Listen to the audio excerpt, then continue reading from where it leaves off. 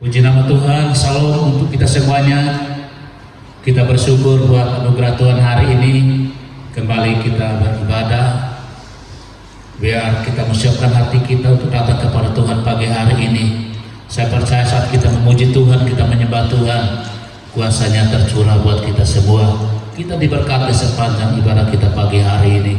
Kita mau katakan melalui pujian ini bahwa hanya dekat Allah kita akan merasa tenang karena daripadanya kekuatan kita.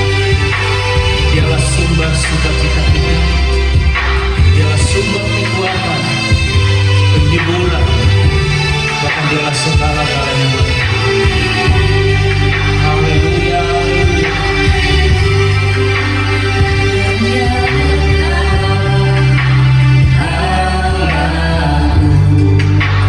Merasa tenang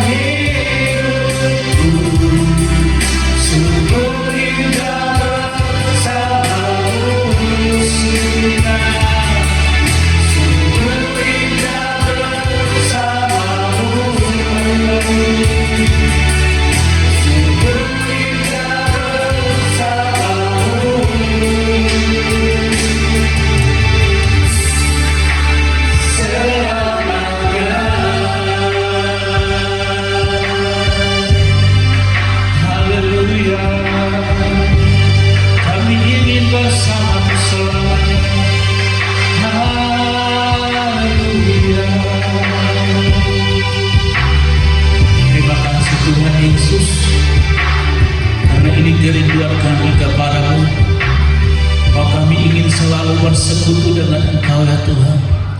Kami rindu bersamamu untuk selama-lamanya. Karena itulah tujuan kami. Terima kasih Tuhan Yesus, buat kesempatan hari ini kembali kami bersekutu dengan Tuhan. Kami memuji menyembah Engkau ya Tuhan, dan kami percaya saat pujian dinaikkan bagimu ya Tuhan, kami mengalami kuasa pujian dalam hidup kami, dan kami semua umat-Mu diberkati sepanjang ibadah kami, sehingga yang sakit disembuhkan, yang terikat dilepaskan oleh karena kuasa pujian dalam hidup kami orang percaya. Terima kasih Tuhan, urapi kami semua ya Bapa, kami yang melayani pagi hari ini, bahkan seluruh umat mereka yang ada di rumah, mereka tetap diberkati oleh Tuhan. Di dalam nama Tuhan Yesus kami berdoa, dan kami mulai ibadah pagi hari ini di dalam nama Tuhan Yesus. Haleluya, haleluya, amin. Puji nama Tuhan.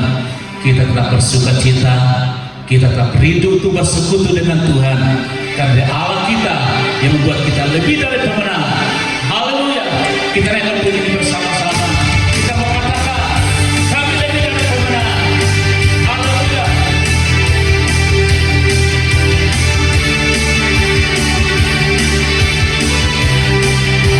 Dan pujilah nama Tuhan. Bangkitlah gereja Tuhan.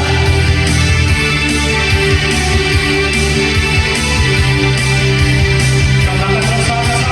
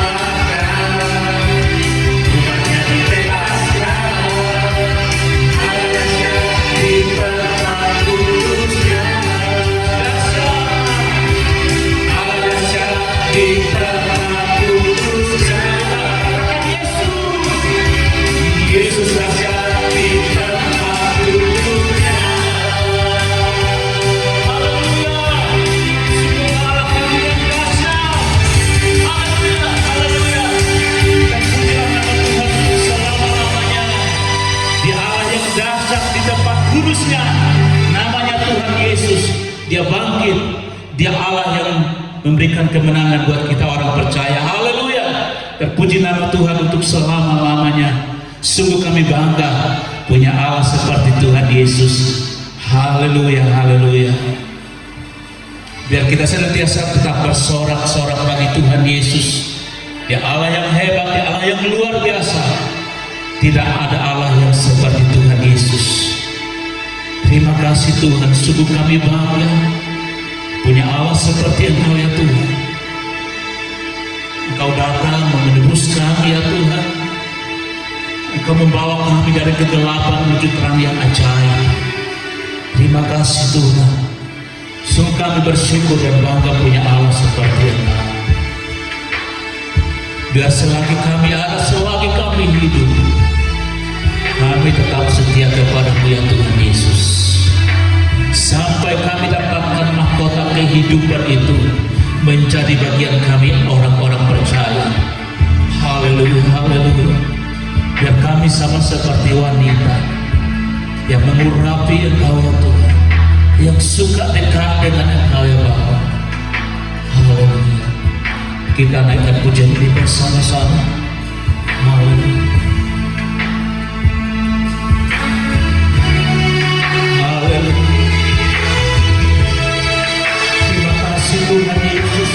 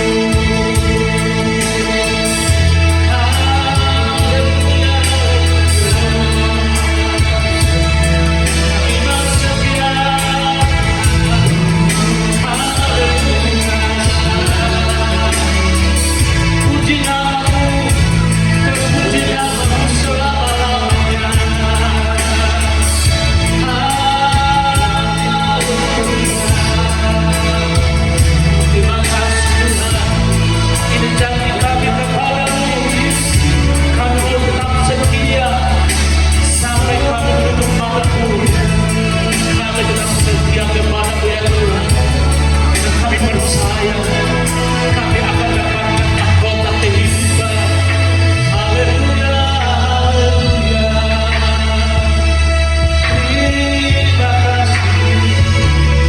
Terima kasih Yesus.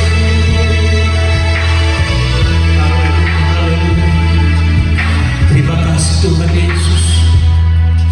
Biarlah selagi kami hidup dan selagi kami ada ya Tuhan, kami tetap setia melayani Engkau sampai akhir hidup kami. Kami tetap setia kepada-Mu Tuhan, dan kami percaya mahkota kehidupan itu menjadi hak dan bagian kami anak-anak Tuhan, orang percaya. Terpuji nama-Mu kalau untuk selama-lamanya di dalam nama Tuhan Yesus. Haleluya, haleluya, amin. Untuk doa firman saya serahkan kepada hamba-Nya. Shalom saudara-saudaraku, mari kita mendengar firman Tuhan. Sebelumnya kita berdoa terlebih dahulu. Terpujilah Engkau Mesias kami, Tuhan Yesus Kristus.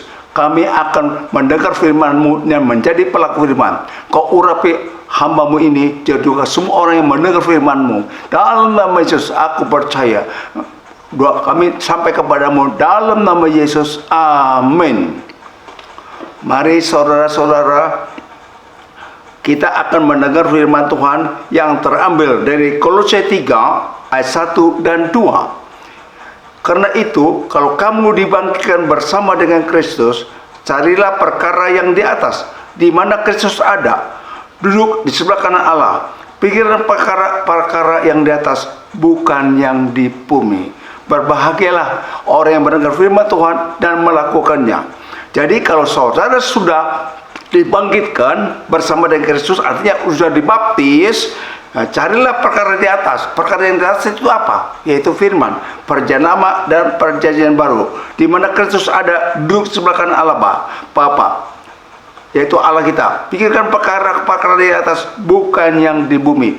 Pikirkan perkara yang di atas, yaitu apa? Firman yang datang dari atas turun ke bumi. Saudara-saudaraku, kita lihat ya, kenapa kita mesti pikirkan perkara-perkara yang di atas kalau kita dibangkitkan sama Kristus? Mari kita baca. Kita buka yang terambil dari 2 Korintus 5. Tunggu ya, saudara. 2 Korintus 5 ayat 7. 2 Korintus 5 ayat 17, sorry. Ayat 17 berbunyi begini. Jadi siapa yang ada dalam Kristus, ia adalah ciptaan baru.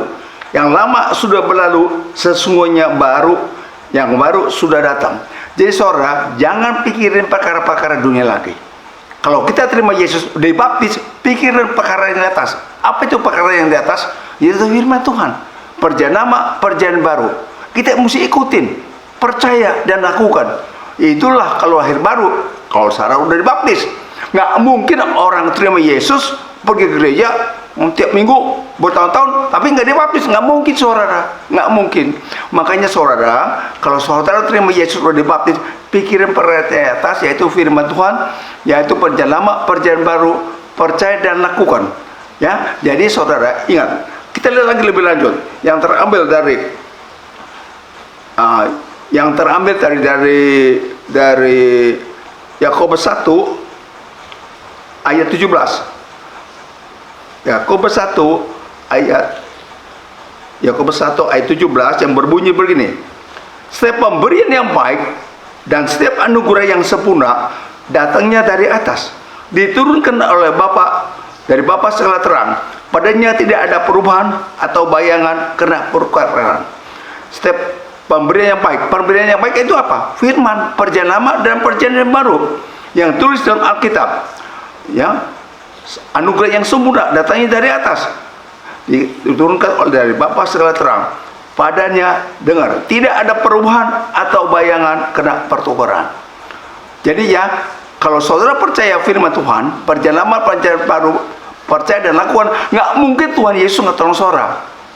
Ya, Saudara punya kesusahan, pasti ditolong oleh Tuhan Yesus. Nggak mungkin dia tepin, nggak mungkin dia berkata, biar mati kamu, biar percaya gue. Nggak mungkin lah saudara, pasti turun. Karena kita percaya firman Tuhan dan lakukan, pasti dia dukung. Kita lihat lagi lebih lanjut. Yang berkata, yang terambil dari Mazmur 12 ayat 7. Janji Tuhan adalah janji yang murni. Itu firman-Nya, perjanjian yuk, bagikan perak yang teruji 7 kali dimurnikan dalam tabur peleburan di tanah. Nggak mungkin kalau dia firman, nggak mungkin tidak lakukan. Kalau orang berjanji, waduh, gombal. Saya pernah dijanjikan orang. Waktu saya kontrak di Taman Ratu, datang seorang ibu-ibu anak Tuhan ke rumah saya naik mobil. Dia berkata, udah konseling sama saya. Dia berkata, Pak Tarmi ada telepon nggak? Nggak ada, Bu. Jangan takut, nanti saya kasih telepon. Ya, Bapak jangan takut. Saya buat Bapak punya telepon. Sampai sekarang baru-baru teleponnya. Gagangnya aja telepon belum pernah ada, saudara. Ini janji manusia gombal. Kalau janji Allah tidak gombal, saudara. Saudara lihat, ya. Waktu saya diminta khotbah oleh anaknya di rumah anaknya di Mangga Besar, begitu saya datang, saya ketemu sama mamanya, ibu itu yang tadi. Terus dia lari ketakutan lihat saya. Saya tidak tanya apa-apa. Kalau dia nggak lari, saya juga nggak mau tagih apa yang janjikan telepon, nggak mau. Nah, saudara lihat, janji manusia gombal, saudara. Firman Tuhan. Saudara tahu gereja kita 66.000 watt, paling besar di kompleks itu. Begitu dulu waktu saya kurang listrik, saya pakai diesel, saya taruh di ujung mau belok ke gereja, tapi gereja sebelah pendetanya bilang kata berisik. Saya dipanggil berisik, katanya matiin. Lihat saudara, beberapa hari kemudian ada orang telepon saya, Pak Tabrani, saya minta alamat Bapak yang jelas.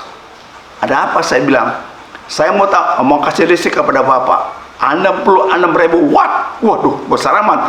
Pada umumnya orang kasih 10.000 watt. Kalau orang mau sumbang, ini 66.000 watt. Saudara lihat. Jadi Tuhan tahu sebelum kita membutuhkan, dia memberikan kepada kita. Padahal orang itu sampai sekarang dia tahu gereja saya di mana. Belum pernah datang ke gereja. Tapi dia kasih 66.000 dalam satu hari, lantas karena orang itu orang kaya, lantas satu hari dapat listrik 66.000 watt. Jadi gereja kita, bukan kita sombongan, paling besar listriknya 66.000 watt. Gereja sebelah cuma 33.000 watt. Lihat saudara, Tuhan tahu apa kebutuhan kita. Makanya saudara, janji Tuhan ya dan amin. Nggak pernah bohong. Kalau dia berjanji, pasti dia genapi. Yaitu dia berfirman. Tapi kalau manusia berjanji, gombal saudara, nggak mungkinlah digenapi ya saudara. Saudara lihat, Tuhan itu luar biasa. Kita lihat lagi lebih lanjut. Kenapa kita mesti pikirin di atas? Kita lihat yang terambil dari Yakobus 1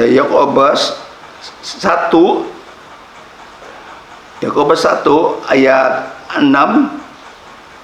Yakobus 1 ayat 17, sorry. Pemberian yang baik dan setiap anugerah yang sempurna datangnya dari atas, bukan dari bumi, diturunkan dari Bapa segala terang, padanya tidak ada perubahan atau bayangan kena perturan.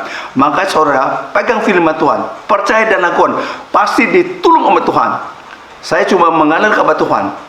Siapa yang mau tolong saya? Siapa yang mau tolong saya? Saya punya gereja, bukan usaha saya minta duit atau dermawan kepada orang kaya. Tuhan yang tolong saudara. Sampai sekarang listrik 60.000 watt dia yang berikan. Saya nggak minta listrik, dia berikan. Lihat saudara, Tuhan maha tahu. Nah, waktu saya kontrak di Taman Ratu, saya ambil pakaian kepada bosnya, juga tidak Taman Ratu. Waktu dia datang, istri saya bilang, waduh, enaknya rumah bos, punya rumah sendiri ya. Tiba-tiba ada suara di hati istri saya, kamu akan mempunyai rumah lebih dari bosmu. Ternyata emang benar. Sekarang di BST Giri Ketiga, saya punya rumah 350 meter persegi, lebih besar dari bos dia. Bos dia paling banyak 200. Lihat saudara, Tuhan tahu Ya, Tuhan genapi. Maka janji Tuhan ya dan amin, nggak pernah bohong.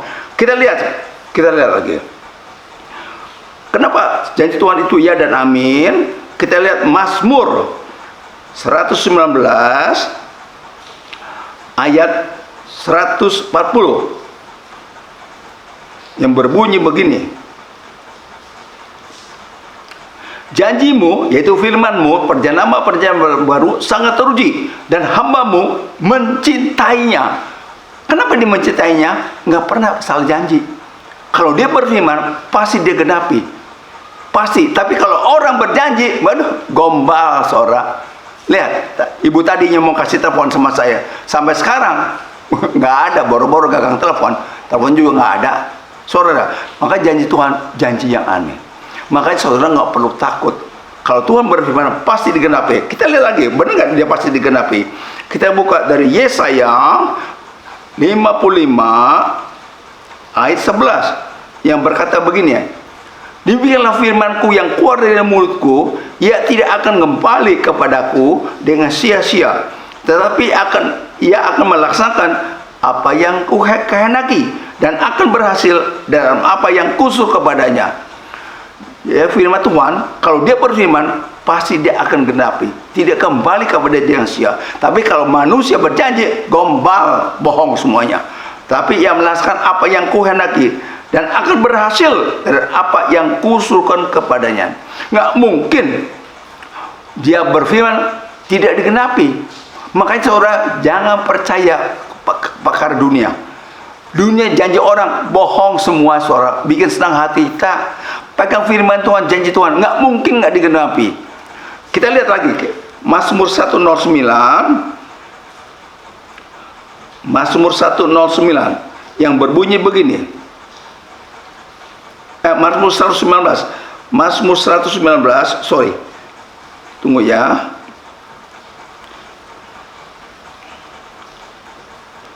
Tunggu ya. Mazmur 119. Ayat 105 yang berbunyi yaitu firmanmu itu pelita bagi kakiku dan terang bagi jalanku. Nggak mungkin firman Tuhan itu gombal, bohong, nggak ditepati. Pasti firmanmu itu pelita bagi kakiku dan terang bagi jalanku. Ya, makanya saudara, kalau saudara udah dibaptis, sudah sama Yesus, pikirin perkara yang di atas, bukan yang di bumi. Kalau yang bumi itu janji orang. Kalau yang di bumi janji orang, enak janjinya. Apa digenapi? Tidak, saudara. Pernah saya berkata, saya ulang lagi firman Tuhan. Ada dua orang, A dan B, sekolah bersama-sama. Nah, si A udah besar berumah tangga, si B juga berumah tangga. Si A miskin, si B kaya. Satu hari ketemu, A dan B. B berkata, kamu sekarang kerja gimana? Waduh, saya setengah mati dah, susah, miskin. Nah, jangan takut, kata kawannya si B. Besok ke rumah saya jam 8 pagi. Saya berikan bantuan kepada saudara. Senang nggak si A? Senang. Tidur juga nyenyak, ngimpi makan. Besoknya dia datang ke rumah si B. Si B berkata, sorry ya, janji saya memang mau bantu engkau, tapi berhubung istri saya mau ke mall, mau beli apa-apa, sorry, saya nggak bisa bantu saudara. Kecewa nggak? Itu orang, temannya, si A. Kecewa saudara. Inilah janji manusia. Ya, makanya saudara jangan percaya janji manusia. Itu gombal, bikin senang hati. Di dapat ini kagak, cuma bikin senang hati. Jangan saudara ya. Makanya saudara pegang firman Tuhan biar pergi mana. Nggak mungkin Tuhan lupakan. Kita lihat lagi yang terambil dari Markus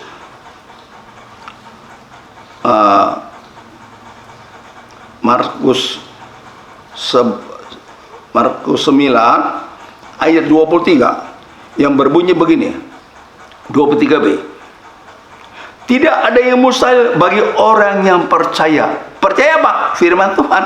Perjalanan apa? Perjalanan dulu. Tidak ada yang mustahil. Saudara, nggak ada yang mustahil.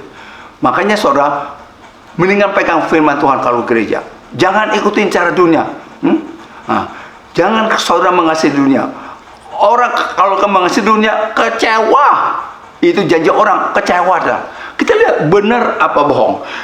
Kita lihat lagi yang terambil 1 Yohanes 2 ayat 15 yang berkata begini, jangan kamu mengasihi dunia dan apa yang ada di dalamnya. Jikalau orang mengasihi dunia, maka kasih akan Bapa tidak ada di dalam orang itu. Sebab semua yang ada dalam dunia, yaitu keinginan daging dan keinginan mata serta kehendak hidup, bukanlah berasal dari Bapa, melainkan di dunia.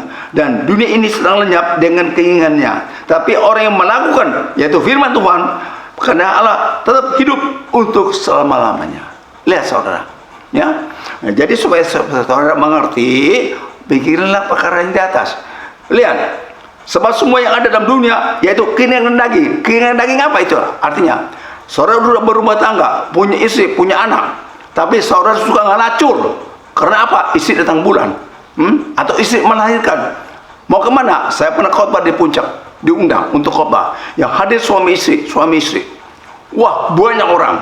Begitu saya berkhotbah, saya katakan, waktu istri saudara melahirkan anak, saudara kemana nih? Pasti main pelacur.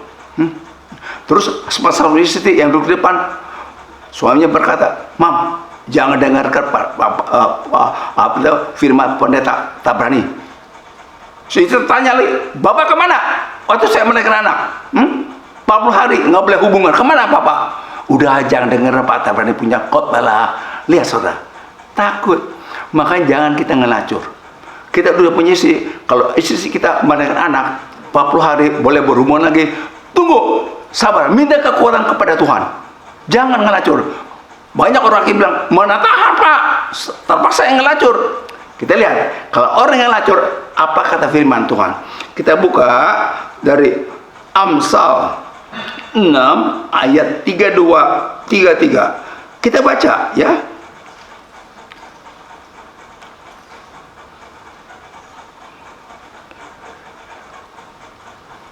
Tunggu, Amsal 6 ayat 33.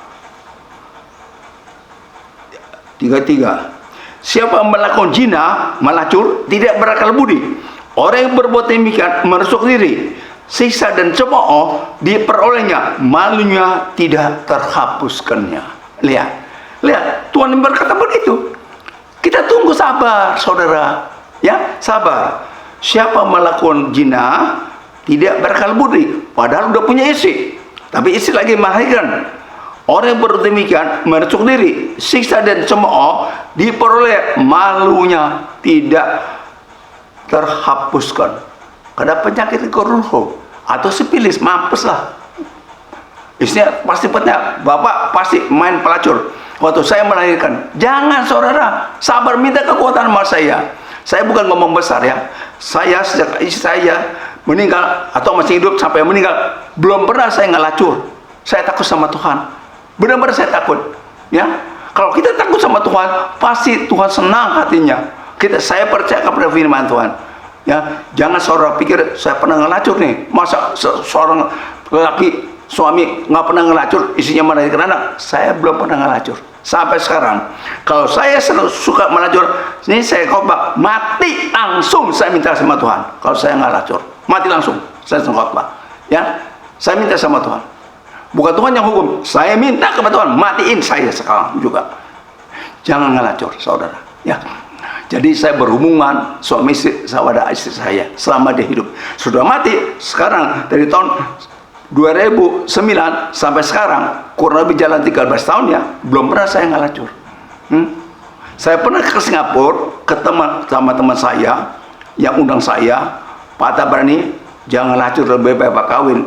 Maaf Pak, saya belum dapat istri yang sestimpa, tetap saya bujangan aja. Istri saya sudah mati, saya tidak ngelacur. Saya tidak mau Pak. Nah, saudara lihat, jangan saudara lakukan ya. Nah, itulah keinginan, keangkuhan mata. Banyak orang kena kaya, sombong, luar biasa. Pandang orang rendah sekali, nggak pandang sebelah mata. Jangan saudara. Kita bisa kaya dari Tuhan, ya. Nah, Tuhan memberikan waktu kita tidur. Dia memberikan ke orang yang takut kepada Dia. Lihat saudara, ya. Makanya rezeki, jodoh, dan maut Tuhan yang atur. Bukan manusia yang atur. Karena Peter ngomong, banyak duit. Tuhan yang atur. Saudara, saya sudah buktikan. Saya firman Tuhan, main bukti, benar apa enggak? Benar. Ya, dan amin. Saudara. Nah, keindahan mata. Apa yang tadi katakan keindahan mata? Nah, mata kita, waduh, mata bongsang. Nggak boleh lihat perempuan yang cantik, pipi licin. Waduh, body, aduh, hai. Kita teriut, nggak boleh saudara. Seandainya kata saudara lagi naik mobil, stop lampu merah, ada orang nyebrang, salah satu wanita yang tajik, mata saudara ngeliatin terus, dan nyebrang sampai ke pinggir, sampai lampu hijau, mobil dia pegang klakson, jalan. Tapi saudara masih mikir, tidak boleh saudara. Saudara udah punya istri, jangan begitulah saudara. Jangan, ya. Kita lihat, kalau kita udah punya istri, apa firman Tuhan berkata? Kita buka dari yang terambil, yang terambil dari, saya lupa ayatnya ya, kalau nggak salah Mazmur ya 19 ya, ayat salah. Matius 19, sorry. Tunggu ya. Matius 19 ayat ke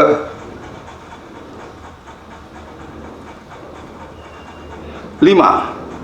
Sebab itu laki-laki akan meninggal ayahnya dan ibunya dan bersatu dengan istrinya, sehingga keduanya menjadi satu daging.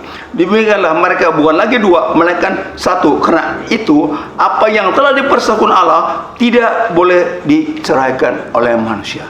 Harus setia. Kalau kita setia kepada istri atau melainkan kita nggak boleh hubungan, juga kita setia kepada Yesus punya firman. Perjanjian lama, perjanjian baru, nggak mungkin saudara nggak setia, pasti setia ya. Makanya saudara, saya kasih nasihat sama saudara, jangan ngelacur, itu berbahaya kalau ngelacur ya. Jadi saudara, sampai sini saja firman Tuhan. Mari kita berdoa. Tuhan Yesus, terima kasih untuk firman-Mu yang kami telah dengar dan kami percayanya. Kami percaya Engkau membuka pikiran kami sehingga kami mengerti akan firman Tuhan. Dalam nama Yesus kami mengucap syukur dan terima kasih kepadamu saudara. Terima kasih Tuhan Yesus. Dalam nama Yesus, amin. Puji nama Tuhan. Saya percaya kita semua diberkati dengan firman Tuhan yang disampaikan oleh Bapak Gembala kita. Biarlah kita adalah orang-orang yang percaya firman serta melakukannya. Puji nama Tuhan, dan kita sebentar lagi akan terima perjamuan kudus hari ini. Mari kita menaikkan puji ini bersama-sama. Kita katakan, mengikuti Yesus adalah keputusanku. Apapun yang terjadi, kami mau tetap mengikuti Yesus sampai akhir hidup kami. Haleluya.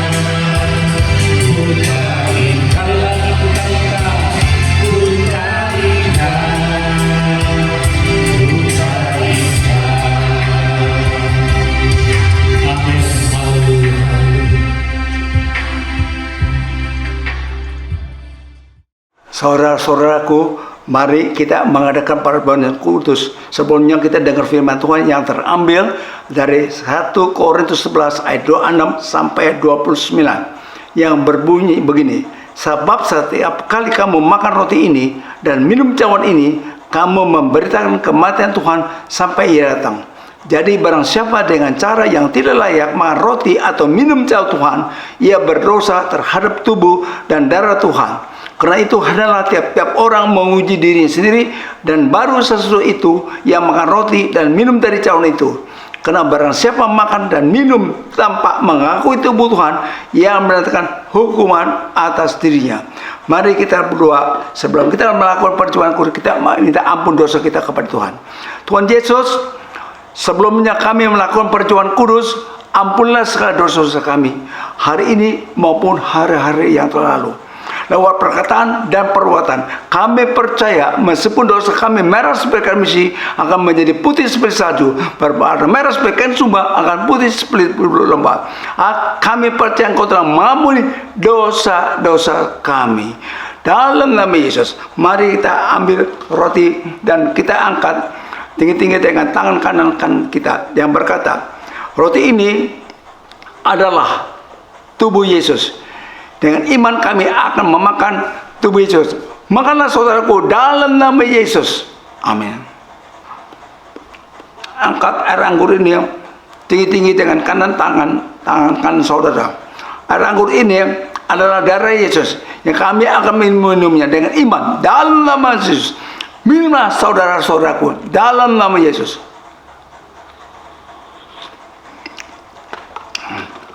Terima kasih Tuhan Yesus. Oleh karena itu, saudara-saudara, terimalah berkat. Saudara, terimalah berkat damai sejahtera Allah Bapa dan penyertaan Roh Kudus senantiasa menyertai kita sekarang sampai selamanya. Amin. Bapak Ibu, sekali lagi saya himbau jangan lupa untuk tetap saksikan ibadah online di YouTube. GBI Taman Surya 1 akan selalu tampil setiap hari Minggu jam 9 pagi. Jangan lupa untuk subscribe, like, share, dan komentar. Terima kasih.